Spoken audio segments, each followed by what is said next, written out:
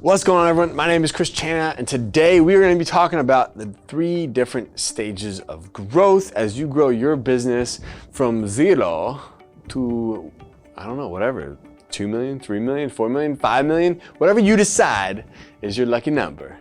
But first, before we get into it, you know what to do. Like, comment, subscribe, show some love, because we keep doing this because of you guys. If you guys weren't out there in the interwebs, we wouldn't be doing this. So thank you guys so much. But just show us a little love. Let us know you enjoy the channel, you enjoy the content we're making. Appreciate it, guys. All right, so in this one, we're talking about kind of early, mid, and scaling stages of growth of a company. And why this might be important is as you think about starting your own business someday and you think about the different stages you're going to go through, it's going to be important to understand when do you hire and who do you hire for. Because as you continue to earn income, you're going to start questioning, okay, well, what do I need to do next? Who do I need to bring onto the team next?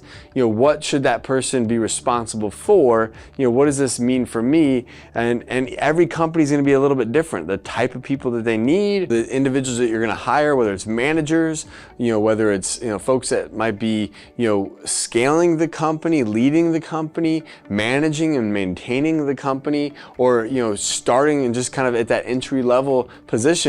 You're going to have to understand, what makes sense for that stage of your company's growth. So number one, kind of that early stage is you're doing everything. You're doing it all. Okay? And this is the stage of the company where you're the marketing person, you're the payroll person, you're the sales director, you are the operations person, you're the financial person, you're all of those things, okay? So when you think of all of the different buckets of the company, everything that makes it up, from sales and marketing to finance to operations to the SOPs, your standards and your procedures, all of those things, that's you. You're all of those things in that early stage. You're doing them all. A lot of times you may not even have developed the systems and the procedures yet for everything, but you're learning. You're learning how to. You're learning how to service your customers. You're learning how to do all these things. So in this early stage, especially in the the adult daycare space, you might be doing transportation. You might be doing the billing. You might be doing the caregiving. You might be doing the activities. You might be preparing lunch. You might be doing all of those things. And you might have your hands in all of those different roles depending on what stage you're at. Because say you first open and you only have 5 people. Well, you may not be able to hire anyone. Okay,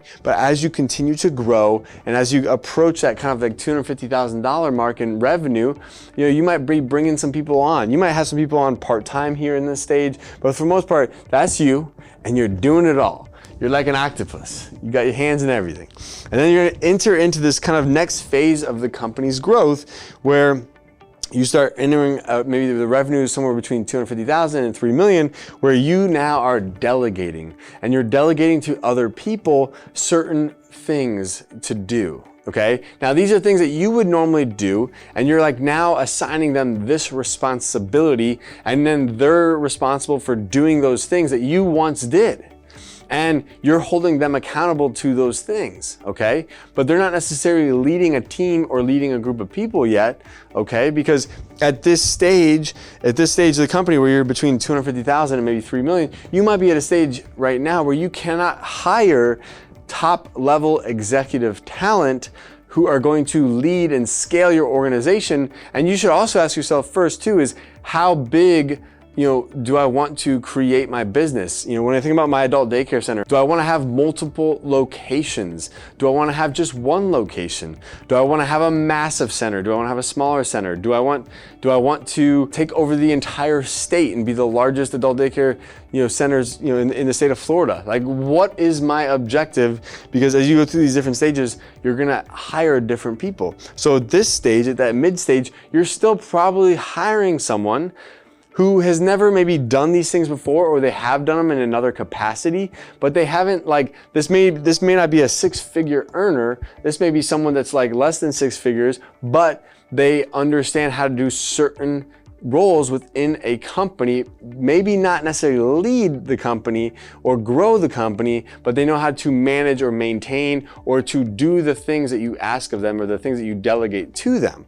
And so at this stage in the company, you might rely on a lot of people who you can delegate your roles, your responsibilities to, and they can maintain them while you continue to try and grow the company. Now, as you enter into the scaling phase of the company, again, this might be where you have multiple locations and you no longer can delegate everything at one location to everybody at that location and kind of oversee it. Now you're having to start relying on people to lead the organization. Maybe you have multiple locations and you need people who are going to hold your managers accountable at each location and lead the growth of the company, you know?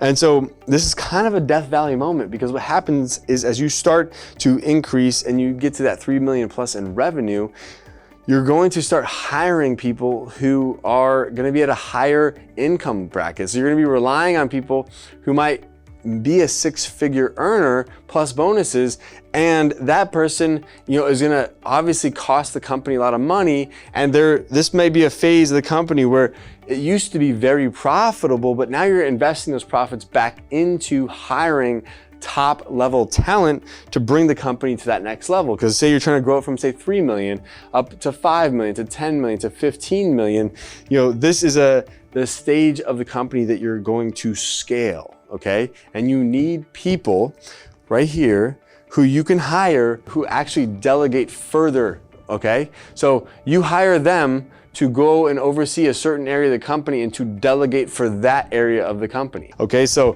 you might hire someone who oversees finances. You might hire someone that oversees operations. You might hire somebody that oversees culture and HR and things like that. And then they might have people that work below them in kind of the org chart that actually do certain things within that aspect. So under sales and marketing, you might have someone that runs your sales and marketing department, and then underneath that in the org chart, you might have someone that's in charge of digital marketing, and someone that's in charge of graphic design, and someone that's in charge of video, and someone that's in charge of ad spend. So you might have these different components and then you might have someone that's in charge of the sales side of it. How do we handle the sale once it comes through? So we have the marketing and the sales side.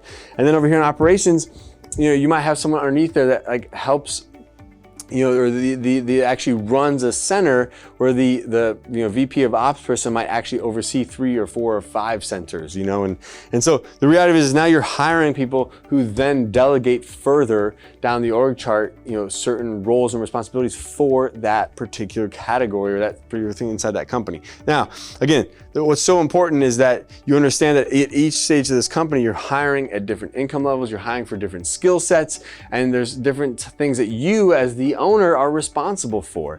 This is a stage of the company where you're very involved. At that mid stage, you're very involved. You're part of every aspect probably of the decision making, but you are relying on a lot of people to help you out. You're going to be more involved in the daily operations, where here you might let go of those daily operations in certain areas and rely on other people to make those decisions without your input, which is helpful and okay, but it's just understanding what stage of growth am I in.